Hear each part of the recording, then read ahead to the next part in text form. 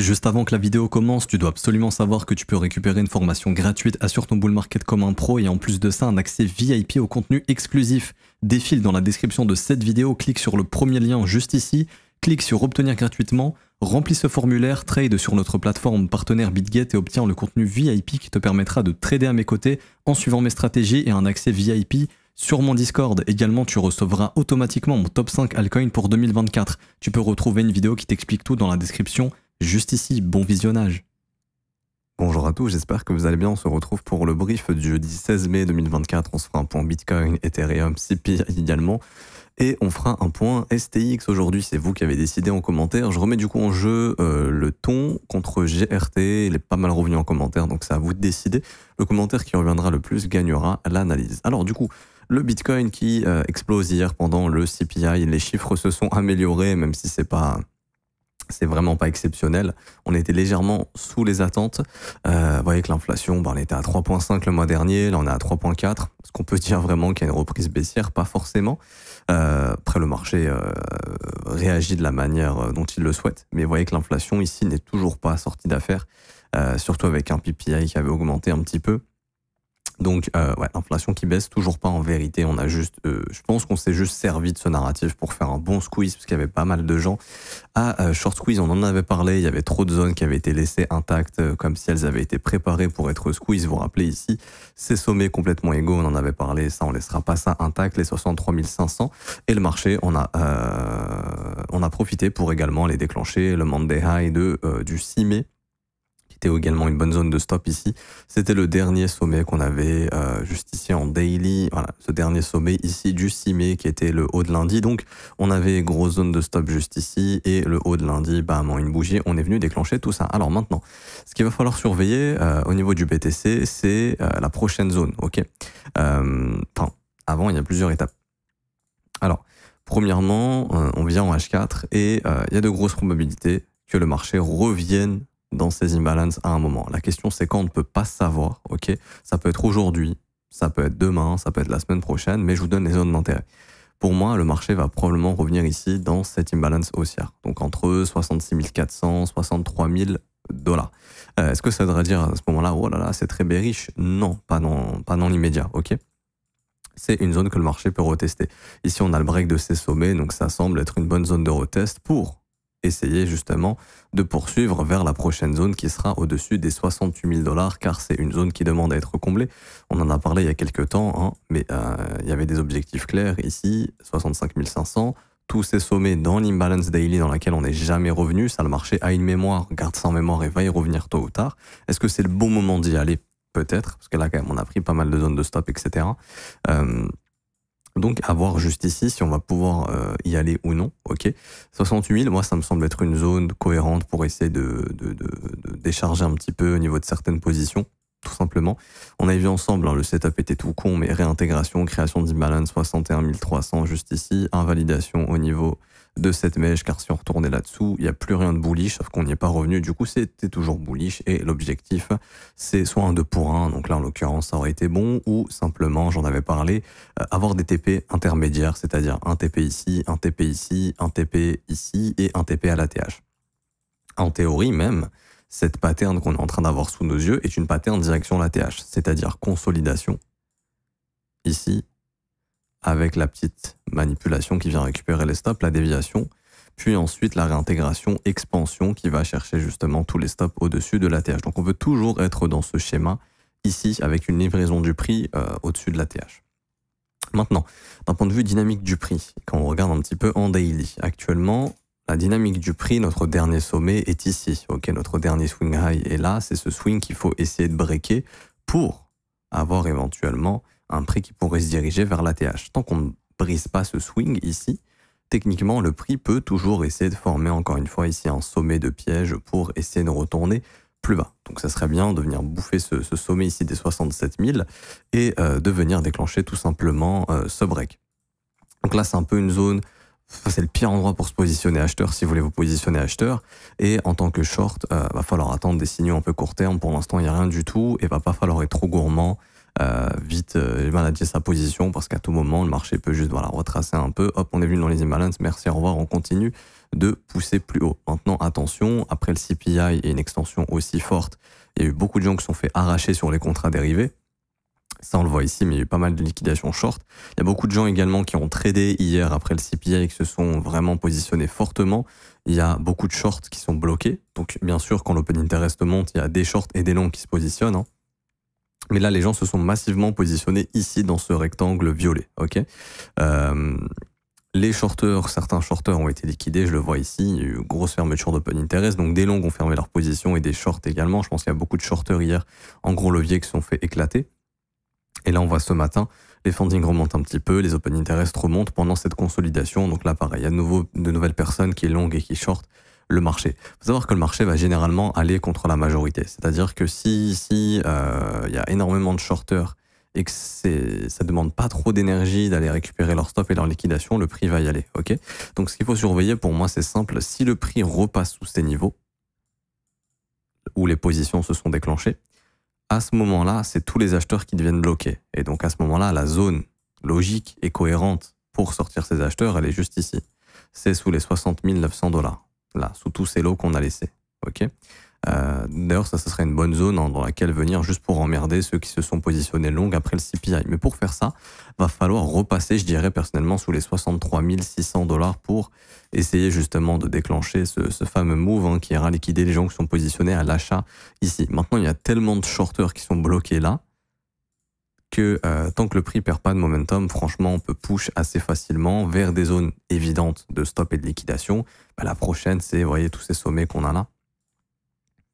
C'est la prochaine zone, sachant qu'en plus de ça, c'était un lundi, voilà, c'était un Monday high, et donc ça va finir par sauter.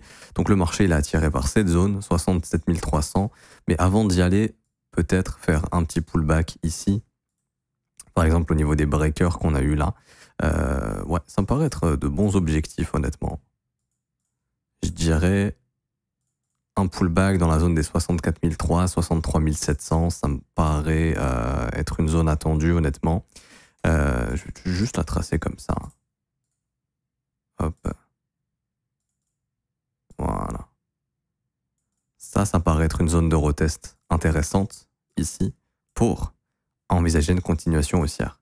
Commencer à perdre ces breakers ici, ça serait pas super positif, et on pourrait se remanger le marché dans lequel on est depuis longtemps. Pump, conso, dump, pump, conso, dump, etc., etc. Un marché bien chiant. En tout cas, ici, c'est une zone de TP. Hein. Ça, faut vraiment pas négliger. Ça, c'est une zone de TP assez importante. Vous voyez, le marché ici, il est revenu dans l'imbalance 4 heures. On devrait voir de la consolidation au niveau du prix ici, et c'est ce qu'on est en train de voir. Ok. On a eu un gros momentum, donc on a bouffé toutes les zones, mais là, on commence à arriver dans une zone assez sérieuse et le marché se met à consolider un petit peu. Donc, à voir pendant la session de Londres si le marché va continuer de pousser ou pas. Là, on est pendant la session asiatique. Ici, par exemple, si on chasse le lot de l'Asia et que là, boum, il y a une bonne reprise haussière, on ira chercher probablement le haut de l'Asia. Et là, vous voyez que sur notre indicateur, il y a plein de hautes sessions qui attendent d'être déclenchées. Donc là, ça pourrait squeeze assez rapidement jusqu'au 67 200, la zone d'objectif que je vous ai donnée à l'instant. Mais avant, il faut voir comment le prix peut se comporter à l'approche de la session de Londres, hein, qui va ouvrir dans quelques heures à peu près. Là, on est sur du 1h45, ça ouvrira dans 1h45. Bon, quand le brief sera publié, pour vous, sera probablement la session de Londres. Donc, c'est à ce moment-là que ça sera intéressant, puisque la dernière session londonienne, hein, d'avant-hier, c'était elle. Et c'est ici qu'on a eu une bonne impulsion.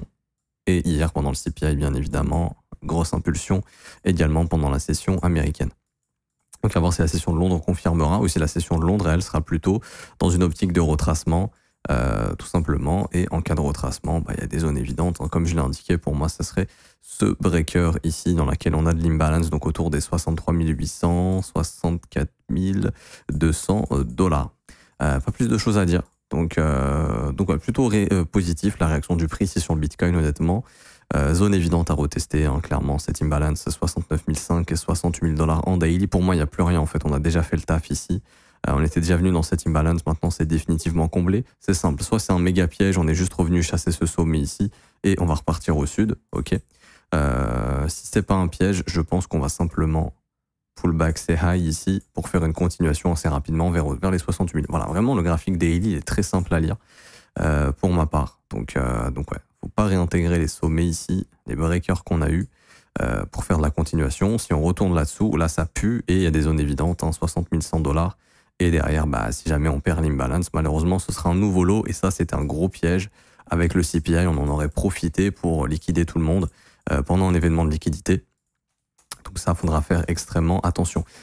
Pour revenir sur ETH toujours très faible. Et malheureusement, la semaine prochaine, on aura probablement le refus de l'Ethereum, enfin de l'ETF. Donc ETH a vraiment du mal. Quand on regarde ETH BTC, hier, il s'est fait défoncer contre... Enfin, ETH s'est fait défoncer contre Bitcoin. On est revenu chercher le lot ici du 14 avril. On arrive dans notre zone qu'on a identifiée depuis très très longtemps, qui risque d'être une zone intéressante. Pour moi, c'est vraiment ces niveaux ici. Les swing high précédents au sein de l'imbalance. Donc je dirais les 0,041, 0,043, on y arrive bientôt. Est-ce que ce serait le moment de bottom sur ETH BTC au moment où il y aura le refus et après quand il y aura une demande d'appel? Est-ce que ce sera le moment de bottom sur ETH BTC? À voir. Mais pour l'instant, encore une fois, il n'y a pas d'identification de bottom. On arrive dans une localisation très intéressante pour essayer de le former, ce bottom. Mais il va falloir le former, ça peut prendre du temps et ça pourrait chuter encore sur ETH BTC. Et ce qui peut expliquer que ETH ne suit pas le mouvement, c'est que bah, les intervenants du marché sont en train de pricer un refus et qu'ils n'ont pas forcément l'envie tout de suite de se positionner sur ETH, sachant qu'en plus de ça, on a laissé cette zone de stop qui est énorme. On va pas se mentir. Moi, je pense qu'avant tout mouvement haussier, il faut aller liquider cette zone. Et ensuite, là, on pourra pumper si on veut faire un pump. Ouais. Du coup, peut-être au moment du refus, la semaine prochaine, voilà, un dump sur ETH, histoire de récupérer les lots et par la suite, enfin, développer un bottom définitif avec une phase simplement de consolidation. Hop. Avec la petite phase de manipulation où là, tout le monde a peur, tout le monde vend la news d'ETF et puis derrière, bam, expansion haussière où le marché reverse par la suite. Bien sûr, ça va pas se faire en deux bougies, hein. C'est pas le lundi, on dump, le mardi, on se retrouve là-bas, mais on peut instaurer du doute ici, hop, réintégrer, tac, tac, tac, tac, monter crescendo sans que les gens s'en rendent trop compte, etc. Comme ça, vous voyez, ça pourrait se former de cette manière. Ça peut prendre plusieurs semaines, plusieurs mois. Ça va pas se faire en 2 jours. Parce que généralement, les gens s'attendent à ce que ce soit très volatile, que le scénario se réalise en 2 jours. Mais non. Mais déjà, pour faire ça, il faudrait réintégrer, parce que si le marché ne réintègre pas, on pourrait avoir une vraie direction baissière ici, et une continuation du flux baissier comme ça, hein, pour aller chercher plus bas, genre 2400, 2300 $ par exemple, ok. Pas plus de choses à dire sur ETH, moi je l'ai trouvé très faible hier, mais ce qui est complètement normal. D'un point de vue technique, pas mal ce break ici. Il y en a pas mal qui vont essayer de se positionner simplement dans la zone de rechargement ou au niveau des imbalances qu'on aurait laissé traîner là. Ça me semble être une zone à surveiller ici, honnêtement. Je dirais la zone des 2935-2890 $. Dans l'idée, on a cassé ce sommet ici. On peut trouver un creux ascendant pour essayer d'aller chercher quelques stops plus haut en attendant les ETF, en attendant le refus, potentiellement. Mais ouais, un retest des imbalances ici pourrait faire office de continuation haussière. Après, honnêtement, ça dépendra beaucoup de Bitcoin et moi, personnellement, je n'irai pas trop trader Ethereum, sachant que c'est Bitcoin qui drive et que Ethereum a un petit peu une épée Damoclès au-dessus de sa tête avec l'éventuel refus. Donc, autant se concentrer sur le Bitcoin que de s'emmerder à aller chercher le trade sur Ethereum, sachant qu'Ether, il a trop de probabilité de revenir ici juste pour récupérer tous les stops qui s'accumulent sous ces creux et toutes les liquidations qui s'y accumulent également. J'ai vraiment rien d'autre à dire. Je peux checker en H1 si on a quelque chose d'autre. Non, honnêtement, non, je vois pas grand chose d'autre à dire sur ETH. Du coup, on peut zapper. Et on finit avec STX. Alors, STX, énorme rallye. On est venu chercher au-dessus de la TH. Faut savoir que c'était une zone parfaite pour TP, ici, pour de gros poissons. Chose qui a été faite. On voit qu'on commence à avoir un retracement. Premier réflexe, c'est de regarder jusqu'où est venu le prix. 38,2, peut dépasser les 38,2. Est-ce qu'on a une cassure? Bon, ouais, on pourrait quand même dire que là, on a une cassure. En théorie, le marché pourrait, en théorie, revenir dans la zone de rechargement. Entre, du coup, 1,60 $ et 1 $. Ça veut pas dire qu'on va y revenir, mais ça peut être un objectif. Je vois qu'on est dans des zones importantes ici, dans ces imbalance weekly. On voit que le marché est en train de les travailler, de les combler peu à peu. Cette imbalance va jusqu'à à peu près 1,62 $, donc ça nous permettrait justement de venir taguer les 61,8. Après, à ce moment-là, on verra bien. On a vu les alts, mais elles sont pas super fortes. Là, j'ai un template STX BTC. On voit qu'STX contre Bitcoin se fait pulvériser. Je vois pas de signe de force, honnêtement, sur STX. Maintenant, si je passe en weekly, je pense qu'on a des imbalances ici. Ouais, on a une qui est ouverte juste là. Donc ça me paraît être une zone complètement logique de venir travailler, ce qui voudrait dire que actuellement STX puisse rester faible face au Bitcoin. Ok. Parce que là, je vois rien d'autre à travailler. Donc, ouais, STX, BTC, je pense que ça va revenir entre 2996 SAT et 2600 SAT. Donc, ça voudrait dire que ça peut encore perdre 10 à 20% face au Bitcoin. Donc, si le Bitcoin pump, pas de problème. Mais voilà, ce qu'il faut retenir, c'est que STX risque de rester faible face au Bitcoin. Et d'un point de vue dynamique de prix, c'est toujours baissier. C'est-à-dire que là, on est vraiment dans un marché qui, ici, depuis la cassure de ce lot et la formation de ce sommet descendant, est dans une dynamique baissière avec la formation de ce lot, de ce high plus bas que le précédent, de ce creux ici plus bas que le précédent, de ce sommet plus bas que le précédent et avec la formation de ce lot plus bas que le précédent. Donc en théorie, il est encore trop tôt pour dire que STX c'est bon, on a bottom, etc. À part si Bitcoin se remet à exploser. D'ailleurs, j'ai oublié de le préciser, mais sur le Bitcoin, surveillez bien les inflows des ETF parce que si on pump sans inflow, ça voudrait dire que l'objectif du marché est très probablement simplement d'aller déclencher des zones de stop et de liquidation sur le Bitcoin pour redistribuer le prix avant de reprendre une éventuelle vague baissière si tout ça, ça n'est pas soutenu par de la demande sur les ETF. Je ne sais pas si la data est à jour, on me dit que oui, mais j'attendrai aujourd'hui, voire demain pour être sûr. Mais là, on nous dit qu'il y a eu des inflows de 116 millions de dollars, c'est bien, mais c'est pas non plus waouh pour le mouvement qu'on a eu. Donc on voit que ce mouvement a été majoritairement drivé par des liquidations sur les contrats dérivés avec tous les gens qui devaient shorter depuis longtemps et qui accumulaient leur stop au-dessus des 63 500 et puis au-dessus de ce sommet des 65 500. C'était clairement l'objectif pour livrer le prix. Maintenant, on va voir si le prix reste fort ou non, ça j'en ai déjà parlé. Mais pour revenir sur STX ici, personnellement, je ne vois pas de structure de bottom, je ne vois pas de localisation également de bottom, ok. Ça sera au sein de ces imbalances éventuellement. Ou alors en dessous de ces deux lots juste ici qui attendent qu'une chose, c'est d'être chassé. Il y a une zone hyper importante de stop ici au 1,15$. Donc je sais que ça peut faire flipper, mais moi je pars toujours du principe que j'identifie les zones d'intérêt du marché. Je vois clairement qu'il y a une grosse zone d'intérêt ici au niveau du marché. Si jamais si j'étais un gros poisson et que j'ai besoin d'exécuter beaucoup de volume, c'est ici que je pourrais le faire aux alentours des 1,15$ à peu près. Donc peut-être vers ces niveaux que le prix va trouver de la force pour trouver des retournements. Ok. Ici, ça me semble pas être des zones évidentes pour trouver du reverse, honnêtement. Après, encore une fois, tout dépendra du Bitcoin. Si le Bitcoin il a 100 000 $, je sais pas, dans 3 mois et qu'on reprend vraiment une vraie phase haussière ici, à ce moment-là, ok, STX aura bottom. Mais retenez bien que STX est plus faible que BTC pour l'instant et que du coup, votre argent est plus en sécurité sur le Bitcoin. Ok. Ça sert à rien d'aller se positionner sur un asset qui est moins fort que Bitcoin. Quand on va sur les altcoins, on veut des assets qui sont plus forts que BTC, sinon ça sert à rien du tout. Autant aller sur le Bitcoin directement. Ça, il n'y a pas beaucoup de gens qui le comprennent ou qui font attention à ce paramètre, qui disent oui, moi je choisis mon altcoin, machin. Mais si votre altcoin elle est plus faible que Bitcoin, ça sert à rien. Vous ajoutez plus de risques, plus de volatilité, un marché moins liquide pour performer moins que BTC, c'est ridicule. Donc autant regardez comment se comporte le prix face au BTC. Moi, je vois que c'est toujours baissier depuis le mars. Je vois aucun signe de retournement pour l'instant. Donc, quitte à s'exposer sur un des deux, j'irai sur Bitcoin plutôt que sur STX. Maintenant, le jour où STX montre de bonnes structures de bottom face au Bitcoin, là, ok, STX me dira je suis prêt à surperformer le BTC. Bah, ça sert à rien de garder son Bitcoin, autant l'échanger en STX. Vous comprenez un petit peu le raisonnement, sachant que maintenant on est dans un marché dans lequel il y a tellement de crypto-monnaies. Je sais pas si vous avez vu une stat qui a circulé ce week-end, enfin en début de semaine, mais on a eu plus d'1 million de crypto-monnaies qui ont été créées là en l'espace de quelques mois. Je sais pas si c'est fou, hein, c'est complètement fou. On a de gros projets également qui sont arrivés avec des tokenomics complètement débiles et des FDV complètement débiles. Donc ce marché en fait commence à être énormément dilué et il y a 99% des alts qui vont aller proche de zéro. C'est complètement cohérent, puisque maintenant on a plus d'1 million de crypto-monnaies et on n'a que 800 milliards de capitalisation, je crois, au niveau du total 3, si je dis pas de conneries. On peut pas alimenter toutes les alts, ok. Donc il y a plein d'altcoins qui vont, malgré que le market cap augmente, soit ne rien faire, soit tendre vers zéro parce qu'elles ont des tokenomics dégueulasses et qu'elles n'ont pas de demande. Donc ça, faut faire extrêmement attention à ça, ok. J'ai pas plus de choses à dire sur STX. Après, pour les objectifs haussiers, l'objectif serait de ramener le prix au-dessus de l'ATH. Mais moi, en fait, pour moi, le prix il est venu à l'endroit parfait pour former un top et redistribuer le prix en attendant une nouvelle phase de réaccumulation. Ici, ça pourrait être dans cette zone de rechargement, par exemple, pour préparer une seconde jambe haussière. Pas plus de choses à dire, j'espère que ça vous aura plu. Si c'est le cas, n'hésitez pas à laisser un petit pouce bleu, vous abonner si ce n'est pas déjà fait. Vous avez une formation gratuite qui vous attend en commentaire épinglé. Je vous le rappelle tout le temps, mais c'est hyper important. C'est le premier lien en commentaire épinglé. Tous les liens utiles concernant mon contenu, ça va vous ramener sur cette page. Vous cliquez sur 100% gratuit, formation et VIP. Vous cliquez ici sur obtenir gratuitement et vous avez juste à suivre les étapes et vous aurez la formation dans votre boîte mail aujourd'hui si vous faites les choses aujourd'hui. Également, vous pouvez rejoindre le VIP. Market review quasiment quotidienne, suivi dans le Discord. On vous propose des setups, donc on vous montre des setups qui peuvent être utilisés sur les marchés tout simplement.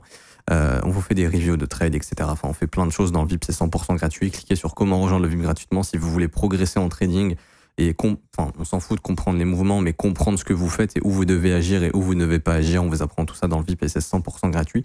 Cliquez sur ce petit lien, il y a une vidéo qui vous explique tout sur rejoindre le VIP 100% gratuitement, il n'y a rien à payer. Et si vous voulez rejoindre l'école et vous former à mes côtés tous les matins du lundi au vendredi, et en plus de ça, avoir une formation de 19 heures sur le côté qui vous attend. Ça se passe dans l'école, ça en revanche c'est payant, ça commence à partir de 49 € par mois. C'est sans engagement, vous pouvez annuler le renouvellement quand vous le souhaitez. Et vous avez les offres 3, 6 et 12 mois qui sont moins chères que l'offre mensuelle. Donc par exemple, l'offre annuelle, si on calcule au mois, je crois que ça fait 33 €, quelque chose comme ça, ici. Donc n'hésitez pas à en profiter, vous avez tous les liens en barre d'infos. Vous pouvez nous rejoindre si vous voulez progresser dans votre trading, vous avez des offres complètement gratuites. Et vous avez l'offre payante la plus premium qui est l'école si vous voulez vraiment progresser à mes côtés tous les jours. Je m'arrête ici, je vous souhaite une bonne journée, on se retrouve demain. Ciao ciao.